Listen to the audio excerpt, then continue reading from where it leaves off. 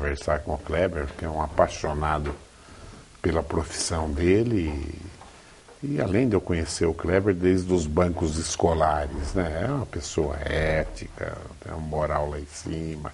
E é isso que nós precisamos, de uma polícia que realmente seja rigorosa, mas dentro dos parâmetros de tudo aquilo que é legal. E a gente tem certeza que o Kleber é um zero e vezeiro de tudo que tem de legal para exercer o seu trabalho.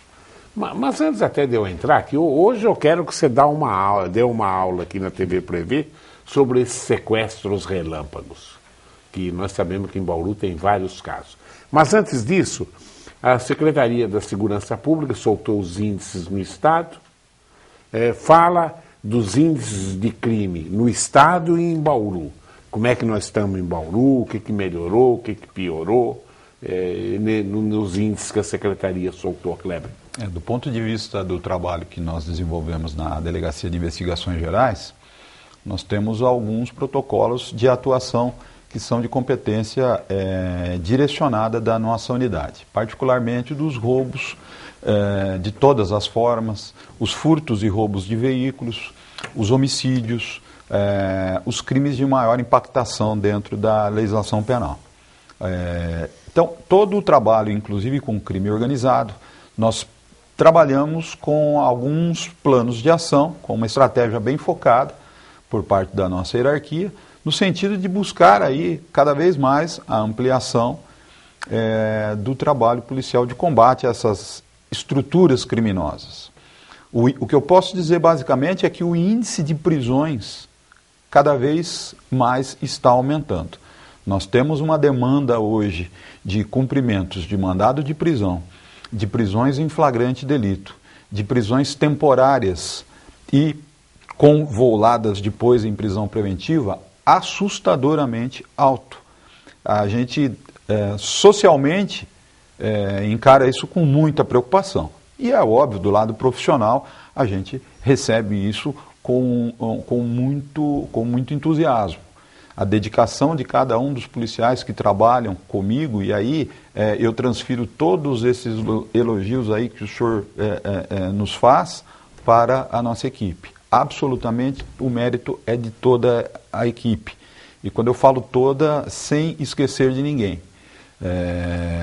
Desde aquele que realiza a atividade mais singela até aquele profissional especializado voltado para o trabalho policial civil.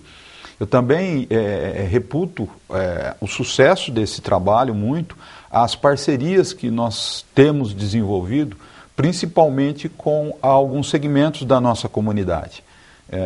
Nós definitivamente não podemos encarar o trabalho das polícias focado em interesses corporativos e em interesses pessoais. O interesse único e exclusivo do policial civil tem que estar voltado para a sua comunidade. É essa a visão que nós temos. Aconteceu recentemente um roubo de um senhor ali na passagem da favela São Manuel e, à luz do dia, roubaram a carteira dele. Ele tomou um empurrão. Imediatamente, a comunicação dessa ocorrência, nós já fizemos o contato com esse cidadão. É inaceitável determinadas ocorrências. Não que outras sejam aceitáveis, mas existem algumas ocorrências que são absolutamente intoleráveis. E é esse comprometimento, é com essa garra, é com essa gana que o policial civil tem que atuar, principalmente na delegacia onde eu trabalho. Então, a respeito dos índices, realmente, esses mais impactantes que nós trabalhamos, principalmente roubos, furtos de veículos e homicídios, é absolutamente preocupante até para as próximas ações o decréscimo dos índices de homicídio. Nós estamos hoje aí em Bauru. Eu me lembro, Bauru teve um ano que no mês de janeiro deu 9. Parece que vocês estão com 9, 10 até agora, não é isso? 9 homicídios. 9 homicídios. Você lembra? Teve um ano 9, 8, só em janeiro dava E detalhe, isso? Dos 9 homicídios ocorridos, 8 esclarecidos. E o penúltimo, que aconteceu ali no Jaraguá, nós estamos com uma tese já de investigação bem adiantada. Então isso tem uma repercussão, principalmente, e eu volto a repetir, A nossa parceria com as comunidades, com as parcelas da comunidade, com a imprensa, que é o nosso grande parceiro, nosso grande difusor aí dos trabalhos, principalmente daquelas ações preventivas educativas, também o trabalho de excelência que eu insisto em elogiar, em admirar da Polícia Militar de Bauru, de todo o trabalho que é feito em relação à imediata resposta, buscando a prisão em flagrante e buscando troca de informações. Hoje mesmo tivemos uma reunião cedo com um dos oficiais para trabalhar sobre a retórica dos roubos de veículos. Estamos aí com um déficitzinho que aconteceu recentemente, alguns casos preocupantes, mas ontem à noite já conseguimos puxar aí uma perna aí, puxar um fio da meada dessa estrutura criminosa que está querendo crescer aqui na cidade. Então, rapidamente as ações são focadas. Há planos de ação, há planejamento, há estratégia. Precisa melhorar um pouquinho a logística, professor. É o que eu disse para o senhor. A Polícia Civil sensivelmente... Vocês estão com pouca gente também, né, Kleber? Eu sei que vocês até não podem falar muito Não, a disso, gente pode comentar sim, professor. Eu acho que isso aí também é uma responsabilidade do cidadão. Eu sou um cidadão bauruense. Eu vou aposentar mais cedo ou mais tarde. E eu quero que exista uma projeção para um futuro imediato e uma melhoria da nossa atividade aqui na cidade. Não tenha dúvida nenhuma, queremos cada vez mais desenvolver. E quantos delegados vocês estão na DIG? São 2 delegados. Absurdo, sou eu e o Eduardo Herrera. Absurdo. É pouco. Pelo menos A nossa 4, chefia, 5, né, Kleber? sem dúvida. Mas isso, Duda, no que diz respeito às políticas de segurança pública, principalmente voltadas para a contratação, nós percebemos que há uma preocupação muito grande. Principalmente num ano sem dinheiro. Com certeza, né, com certeza. E isso é uma coisa que a gente acredita muito, eu torço muito e repasso isso muito com a minha hierarquia, nós discutimos muito. Constantemente isso é objeto de discussão e existe sim preocupação muito grande da estrutura da Polícia Civil em dar um aumento aí no efetivo dos policiais civis. O meu WhatsApp é ligado ao site da Polícia Militar, né? Então cada coisa que eles fazem já toca no meu, eu vejo, e toda a minha imprensa de Bauru tem isso. É impressionante o que eles aprendem de usuário e traficante de droga, é a noite inteira, 2, 3 casos por noite, é o tempo inteiro. Agora, para continuar prendendo, esses caras também chegam na cadeia, a justiça manda soltar, né, Kleber? Quando eu falo da parceria. O trabalho do patrulhamento é tão importante quanto de investigação criminal e de polícia judiciária, porque nada mais é a continuidade do trabalho da Polícia Militar dado numa delegacia de polícia com a prisão em flagrante. O delegado de polícia ele define aí a estratégia da prisão em flagrante ou da prisão temporária. Então, existe aí efetivamente uma preocupação nossa em dar continuidade a esse trabalho do patrulhamento. Porque às vezes você prende um elo, às vezes o mais fraco ou mais forte de uma corrente criminosa. A prisão, por exemplo, de um traficante.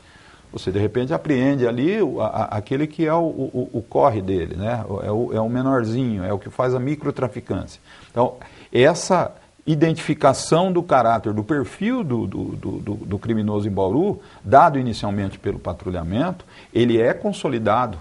Existe aí efetiva estratégia da Polícia Civil de dar andamento a essas investigações e concluí-las, além de outras estratégias que nós temos. Recentemente, nós idealizamos aí um plano de ação relacionado com o recrudescimento na prisão de alguns autores de roubos, principalmente o roubo de transeunte, que é o calcanhar de Aquiles, não tenha dúvida nenhuma, da segurança pública em Bauru. 80% disso é droga, Para né? mais. Para mais até. Né? É o usuário que faz o roubo, roubo, qualquer coisinha para trocar com droga, né, Cleber? Simulando que está armado, ou mesmo com uma arma branca, ou com uma arma de fogo. Tem caso de arma branca aqui em Bauru também, porque o nego fala no Rio. Em Bauru tem também, Kleber? Tem sim. Tem, nós temos o problema do simulacro. Né? Ele é bem utilizado também como instrumento de ameaça para a consolidação do roubo. Então, a ideia é, quando da prisão de um criminoso dessa natureza, nós trabalhamos aí um banco de dados para cruzar essas informações para tentar identificar outros crimes pretéritos que ele tenha praticado. Porque aí a legislação colabora, a legislação penal ela não é fraca. O problema é a utilização adequada da legislação e apresentar para o Poder Judiciário, para o Ministério Público, as provas suficientes para que ele tenha condição, o juiz, de fixar uma pena rigorosa. Então, qual que é a estratégia? Praticou um roubo, o usuário de drogas. Ah, mas ele vai para a rua no outro dia. Não. A ideia da Polícia Civil é difundir o trabalho da inteligência e identificar outros roubos pretéritos por ele praticado dentro do mesmo tempo e dentro do mesmo espaço. Nós temos aí então a chamada continuidade delitiva. A lei penal fala que quem praticou 2, 3, 4 roubos dentro do mesmo período, ele responde pelo crime mais grave e a pena pode ser triplicada. Pronto. Há a condição do judiciário fixar para aquele ladrãozinho pé de chinelo uma pena rigorosa. Porque o que ele está trazendo de insegurança, de intranquilidade para a nossa comunidade é muito grande, impacta muito para a nossa sociedade. Porque a impressão que dá, olha, o meu WhatsApp toca a noite inteira. É como enxugar gelo mesmo, né? Quer dizer, não resolve. Vai estar sempre molhado, vai estar sempre úmido. É um atrás do outro, a polícia militar prende em Bauru. Que coisa impressionante. Aonde foi parar a nossa sociedade e lidar com esses mulinha, traficantezinho que fica levando as coisas, né? Não tenha dúvida nenhuma. E esse trabalho, como eu disse, ele tem uma solução de continuidade dentro da Polícia Civil. Além do que, no que diz respeito ao tráfico de drogas particularmente, nós temos a Delegacia de Investigações sobre Entorpecentes de Bauru, em que hoje o titular é o Dr. Cledson Nascimento, que além de um amigo é um dos melhores profissionais que eu conheço, e que desenvolve... Onde ele está? Ele está na DISE, ele é titular da DISE. Ele saiu da assistência da DIG comigo, perdi o braço direito, esquerdo. Muito esclarecido. Né? Muito. E hoje ele desenvolve um trabalho maravilhoso à frente da DISE. Ele não tinha ido para Jaú? Não, foi o Ricardo Silva Dias. Não foi que era o titular da DISE e foi para Jaú como seccional. Né? Fruto também do maravilhoso trabalho que ele desenvolveu. Olha, eu bati um papão com ele. Olha, ele é um profundo estudioso. Conhecedor, ótimo policial de rua. Ele sabe a maneira de trabalhar de tudo quanto é detetive da literatura. Sherlock Holmes, Poirot. É um belíssimo policial, tanto que foi reconhecido e está num escalão. Delegado seccional de Jaú. Precisa trazer ele aqui. Além de um amigo, um excelente colega. Fora de série. Bom, eu chamei você aqui hoje para falar de sequestro virtual. Então, em Bauru está frequente, está comum.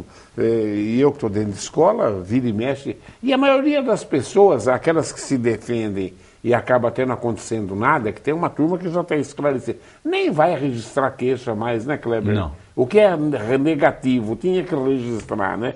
É negativo sobre o seguinte aspecto.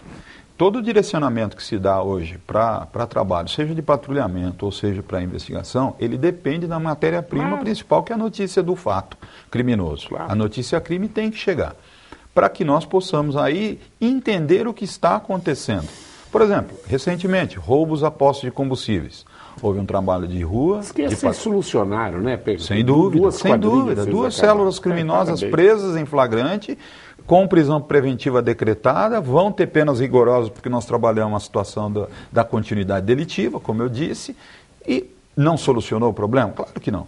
Há muito a ser conquistado, mas é disso que eu estou dizendo. A notícia crime, ela registrada, ela não subnotificada, ela ajuda a traçar esse aspecto. Protege o bandido, E no caso do famigerado falso sequestro... Então, coloca para o telespectador o que é o sequestro virtual, como acontece. Presta atenção você, telespectador, porque você pode estar sendo vítima daqui a pouquinho, amanhã, depois da manhã, sobre isso. Isso daí é uma praga no Brasil de hoje. E Bauru está acontecendo direto. Eu sei que tem casos que o delegado não pode nem comentar, mas a gente da imprensa fica sabendo. Tem pessoas aí que perderam dinheiros consideráveis já nessa estupideza que com um pouquinho de inteligência dá para você evitar. Explica para o nosso telespectador como funciona e o que ele deve fazer a hora que ele receber um telefonema. O que se precisa entender, inicialmente, é a nomenclatura da conduta criminosa, que foi batizada aí de falso sequestro, que de falso é só o nome. E quando o golpe ele atinge proporções estruturais dentro de uma família, como foi o caso recente divulgado para toda a imprensa de Bauru, e essa divulgação ela foi estrategicamente planejada, porque é uma das formas da Polícia Civil trabalhar, é com a prevenção educativa. Até porque eu não consigo disseminar a raiz do problema, que está incrustada, que está sedimentada, que está focada dentro de estabelecimentos prisionais. Então, isso é a investigação efetivamente da Polícia Civil, nesse caso em particular, identificou, rastreou as ligações que vinham de presídios da região de Bangu, na Baixada Fluminense, no Rio de Janeiro. E de lá, o sinal telefônico do criminoso, em momento algum, caiu para ele acessar, para ele se viciar a vítima. Quando a gente tem dificuldade hoje aí, dentro da nossa sala de trabalho, conversar com o colega que está do lado. Quer dizer, inclusive isso foi até objeto de uma discussão longa que nós tivemos com a própria vítima, que ela não conseguia entender isso. Como é que ela, às vezes, não conseguia falar na casa dela com a vizinha, no telefone, sem ser interrompida, e o criminoso ficou com ela quase durante aí 20 e poucas horas, fazendo essa sevícia. O grande ponto aí, professor, então, é entender que não se trata de um falso sequestro. O entendimento da Polícia Civil, tecnicamente, não é um golpe que tipificaria o crime de estelionato. A nossa tipificação penal é mais rigorosa. É para o crime patrimonial de extorsão. No caso em questão dessa senhora que foi auto-arrebatada, ela se auto-sequestrou, ela se auto-encarcerou, acreditando sinceramente que o filho estava sequestrado.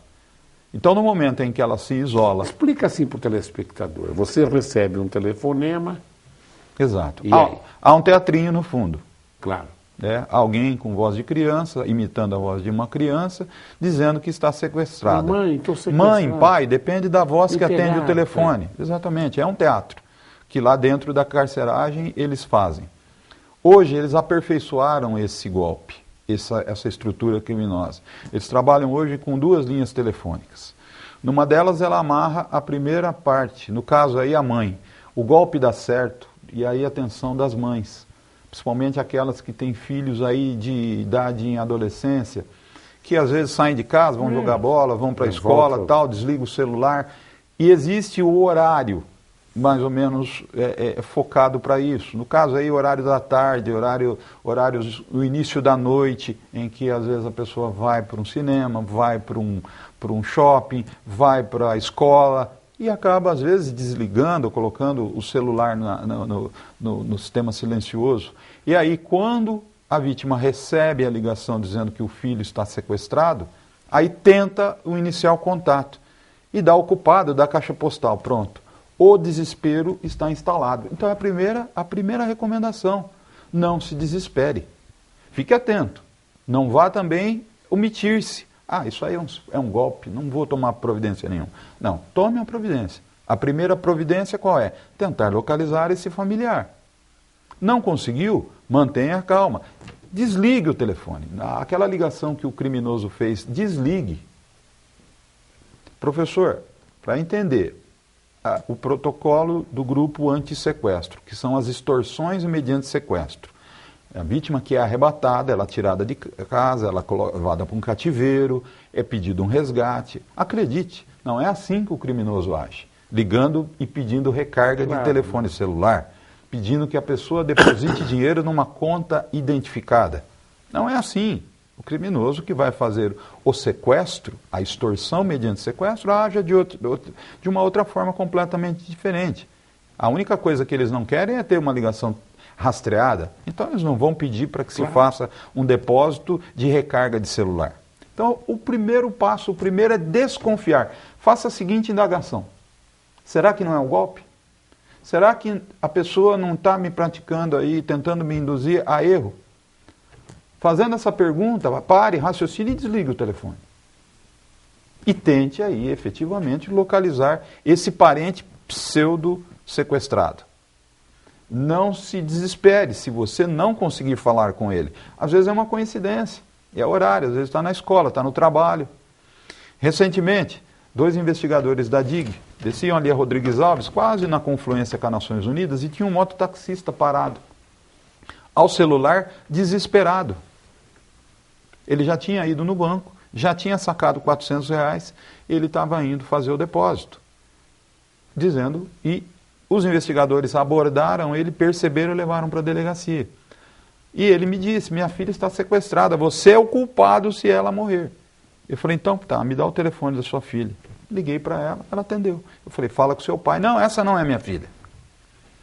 Então, esse abalo psicológico inicial, ele é tão forte, professor, e esse é um ingrediente de maior complexidade que a Polícia Civil tem a dificuldade de inibir.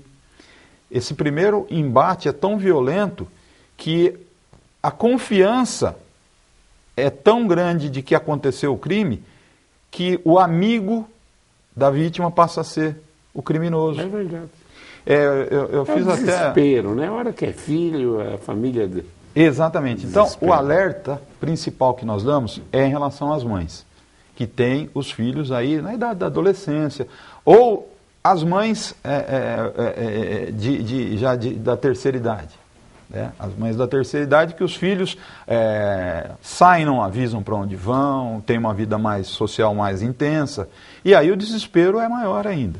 Então o primeiro passo é desconfiar. Faça a pergunta para si mesmo, será que não é um golpe? Que criminoso que pede para depositar na linha celular os créditos? Então desconfie. Progrediu, não conseguiu, você não conseguiu falar com o seu familiar, tente um amigo. Ó, vamos aumentar a rotina, vamos tentar alinhar melhor essa busca. Não desespere. Continuou o problema, procure um policial. 197, faça a denúncia, é o telefone da Polícia Civil para Disque Denúncia, e imediatamente se encaminhe para uma delegacia de polícia. Também faça o contato com o patrulheiro da sua área, através do telefone 90, e peça apoio. Porque o policial vai te ajudar a se acalmar. E vai ter mecanismos de dispersão dessa notícia para localizar o seu familiar.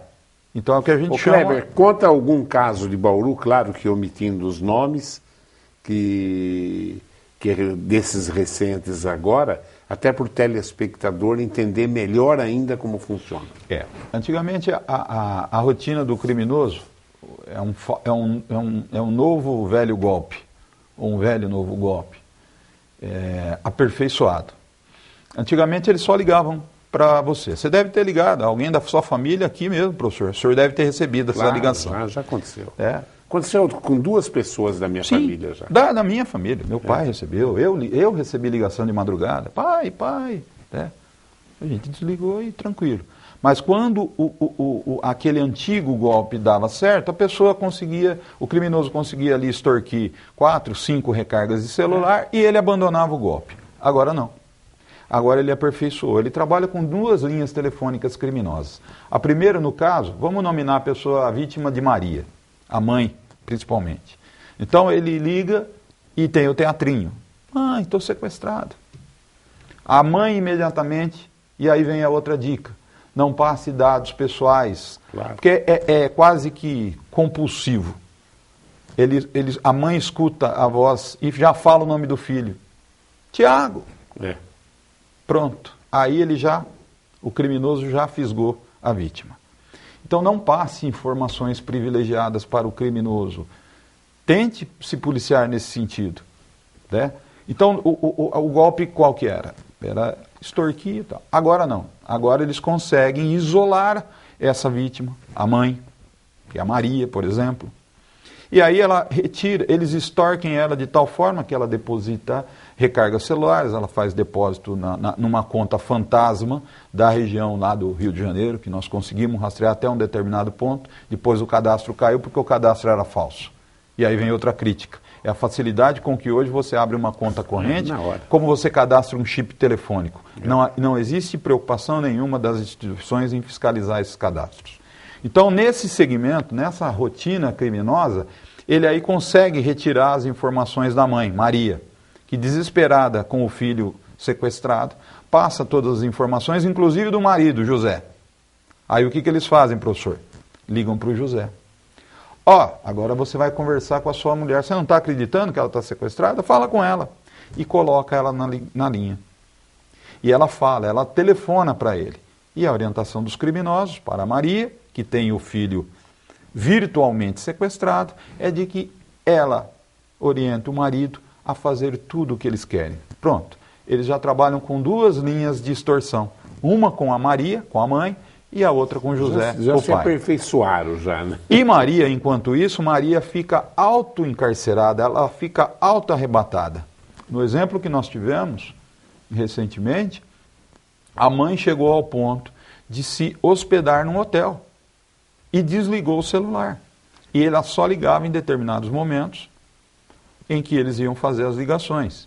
E ela era obrigada a ligar para o marido, dizendo que estava bem, mas que ele deveria continuar fazendo os depósitos. Que coisa. Ao ponto, quando nós interferimos, nós estabelecemos o contato com a vítima, já era por volta de meia-noite, ela tinha sido auto-sequestrada às 4 horas da tarde, nós analisamos as imagens da residência dela, a família passou a informação de que ela não estava, ela estava só com a roupa do corpo, mas na realidade ela tinha pego um cartão por orientação do criminoso e ela passou a fazer os depósitos.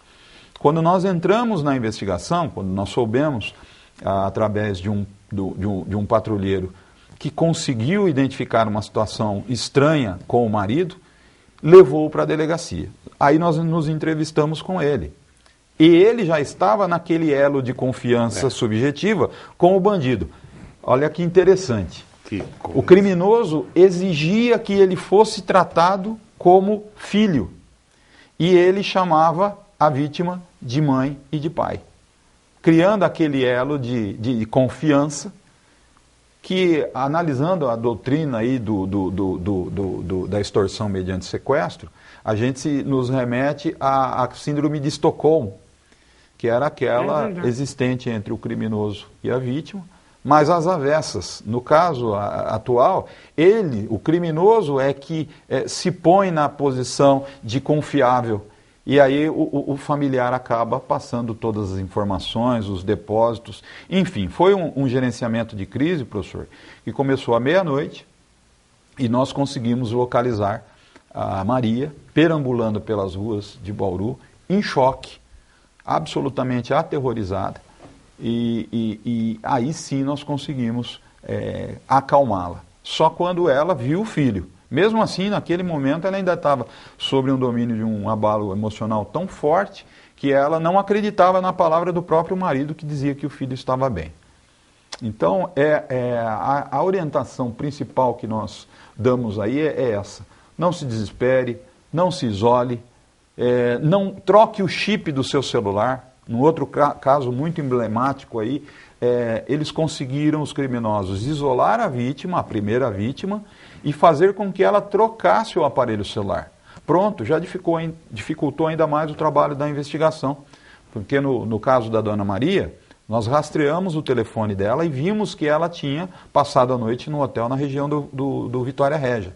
E depois que ela estava na região do hospital de base, quando nós fizemos as diligências de campo e conseguimos localizá-la. A maior crítica aí vai com a dificuldade de acesso aos dados telefônicos.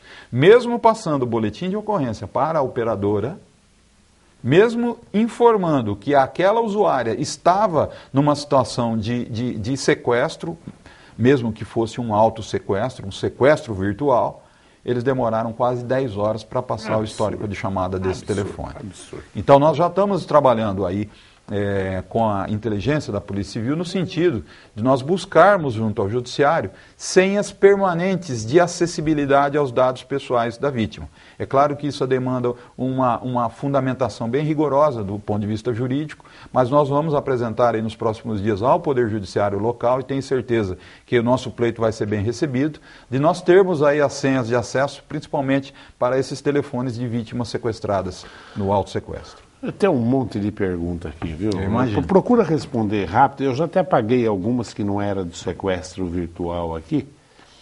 O Antônio Carlos da Bela Vista, ele pergunta assim, ó. Ele quer saber, outro dia ele já perguntou, quantas vezes ao ano ocorrem apreensões na favela São Manuel, em Bauru?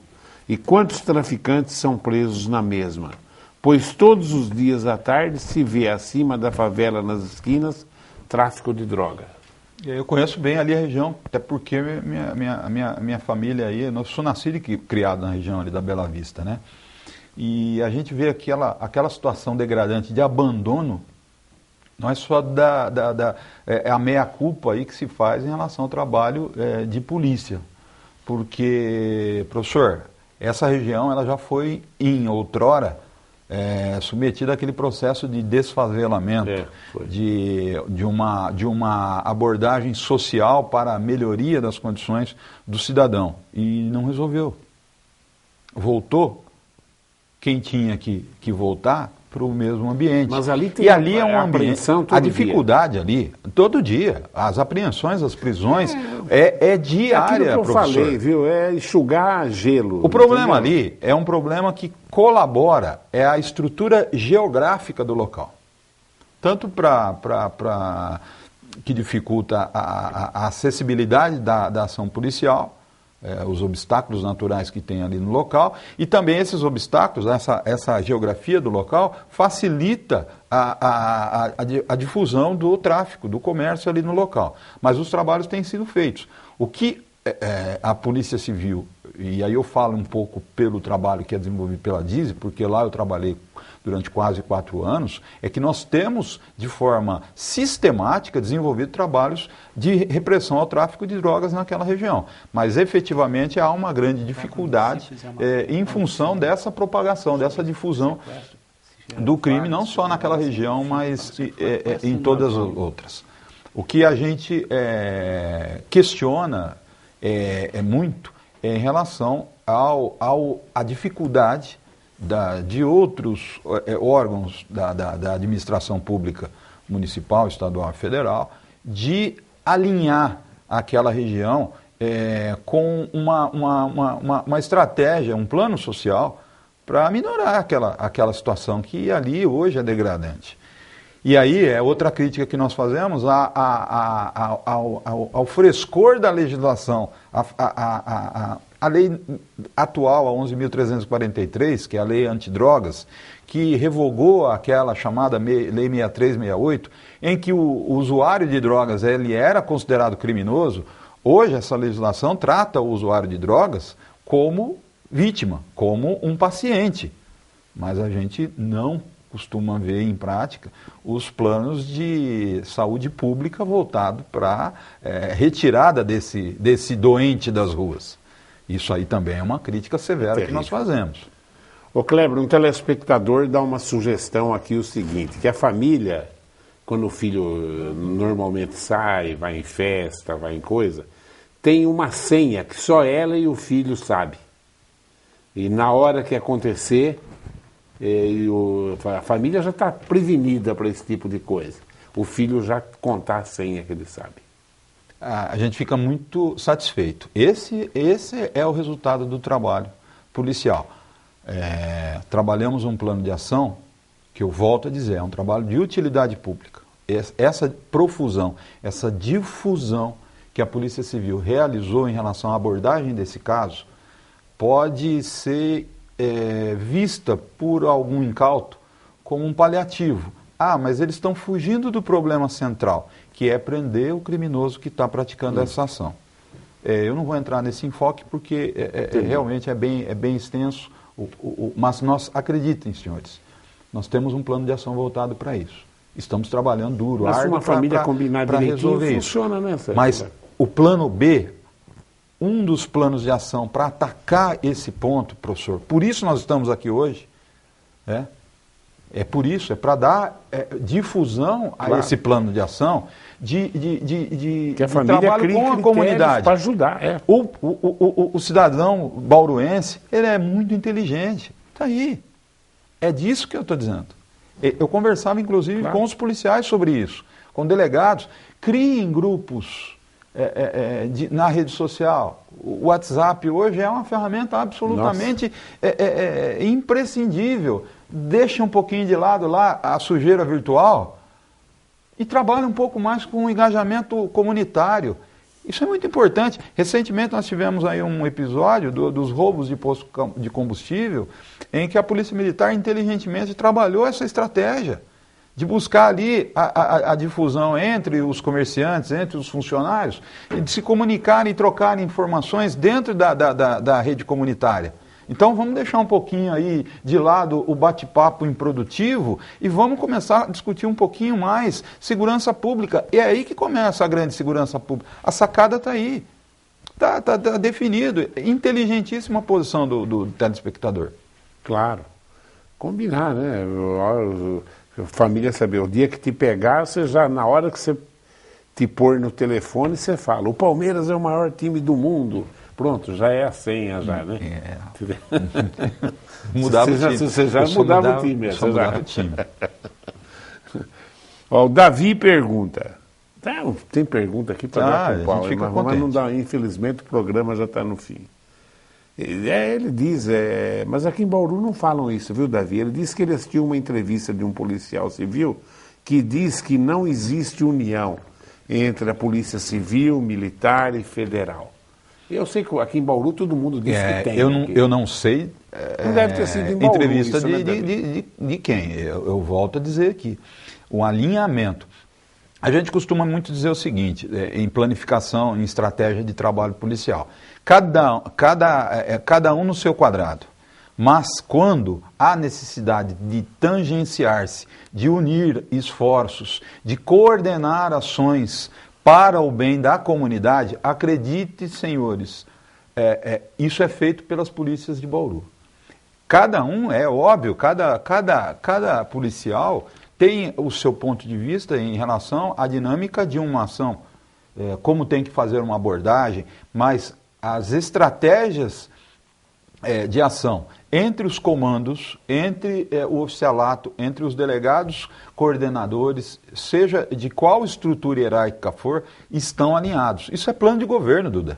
Isso é plano de governo. E é levado muito a sério pela hierarquia da Polícia Civil. E da Polícia Militar também. Nós temos o maior exemplo disso, recente, é a redução brusca dos índices de furtos de veículos na cidade. Nós já tínhamos o perfil identificado do ladrão, da predileção e do modus operandi, da forma como ele agia. Nós não temos desmanches em Bauru. E os que haviam estão hoje legalizados por conta da Lei 15.276/2014, que é uma lei estadual, do governo do estado, que buscou, num comparativo de legislação com a legislação argentina, trouxe para o Brasil essa identificação da lei do desmanche, o emparedamento. Então, e esse é o claro exemplo de união de esforços, de coordenação entre as hierarquias. Nós trabalhamos em justa sintonia com a Polícia Militar. E os exemplos são mais variados, e o sucesso está aí. Ô Kleber, esse tipo de criminoso, será que ele não para pensar? O comerciante que compra carga roubada, todo crime que tiver nesse setor, você é responsável pela morte. Você está pensando que você está fazendo isso por dinheiro. Você que usa droga, toda morte que tiver envolvendo traficante e polícia, você é responsável também, porque você, mesmo que você seja um usuário equilibrado até uma certa altura, a morte que tem é repressão disso. Desmanche que compra peças de carro usados. Que absurdo, você é um assassino em potencial. Você não para pensar nisso? Você não é só um cara que está fazendo isso para ter lucro, para ter dinheiro. Você está matando gente. Não tenha dúvida nenhuma. Isso, Né, aí, Kleber? isso é básico, isso é cultural, né? Minha avó já sempre falava Você isso. usou droga, você é criminoso. O dinheiro,